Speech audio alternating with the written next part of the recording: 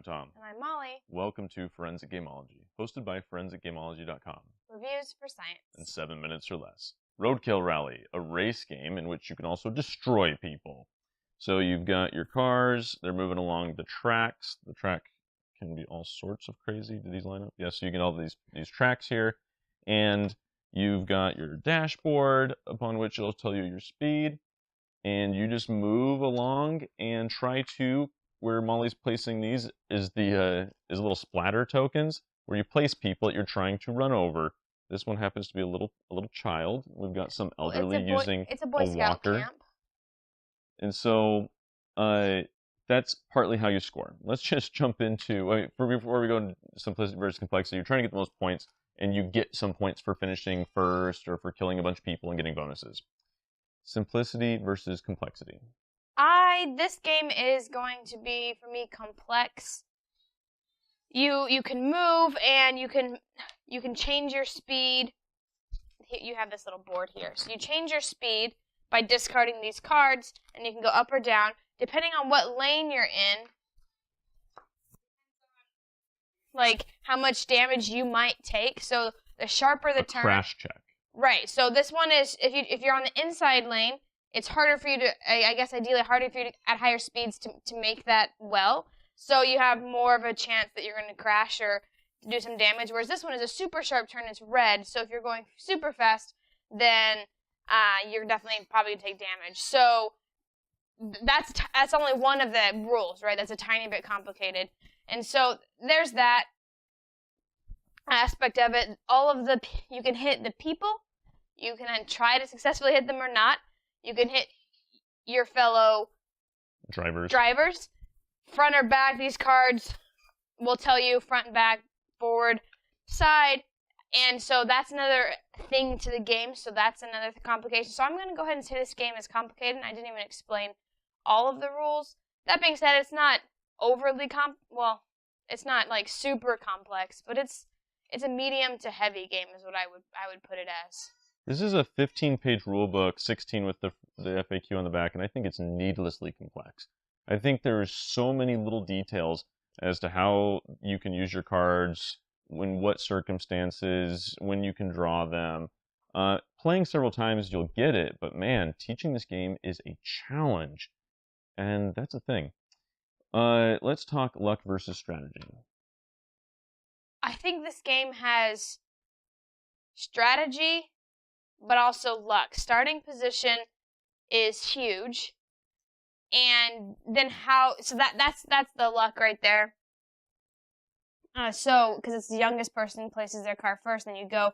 So I guess if you sat next to the youngest on the opposite side, you have to pick last, and if you get the worst spot. But some people would probably argue that it doesn't matter because first place has its advantages versus last place. So there's that. The luck in actually hitting them. You can be geared up and have so much ammo and be able to hit them, and then you miss completely because it's based on die rolls. So that has happened a ton where people have tried to hit multiple times and just have failed. So there's some luck. There is some strategy, like I said, and are you going to go for the people? Are you going to try to get first? If you get first place, you get 100 points. So you're just going to try to race to the end, or you can try to get your fellow passengers or fellow drivers and not the people. So there's a lot of strategy, and then you have to factor in the speed. So there is some luck in what comes out. Is it a red barrier that you now have to maneuver over? Oh man, or is it green like this? And yeah, I'm good. I'm good to go. I can go whatever speed I want. So there's some luck there. This game is lucky in what you draw. Am I going to draw the super awesome orbital death laser? Or am I going to draw this mercy card, which is pretty okay? An opponent must roll double the required hits to score a single pedestrian. You're denying that one opponent points. Or I can shoot everybody with my orbital death laser.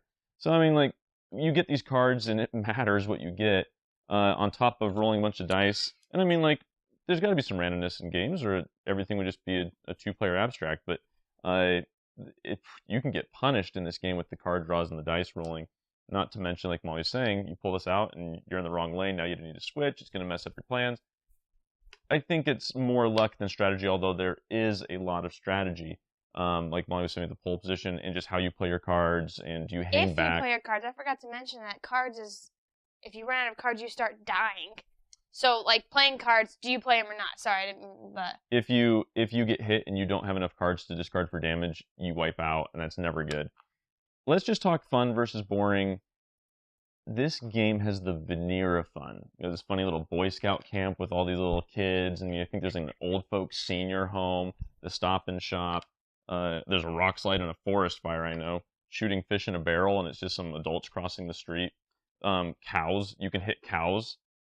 There's a shortcut you can take. So there's all sorts, like the forest fires time out, the psych ward, the death cult. So like when I play this, I'm laughing at the jokes that are inherent in the game. But man, this game is enough fun. Like 30 minutes of fun packed into way too long of a game, like 2-hour game, just the way it plays out. It's not my favorite. It's too long, and it's not that because I've played long games where I'm actively involved the entire game, and this is not one of those games. I'm not involved in other people's turns. I'm not involved. They take way too long for me, and I'm not a long game person, so take that for what you will. But the theme is pretty funny. Yeah, the elementary school. There, BGG rating, I would probably give this a 3. 3. Yeah.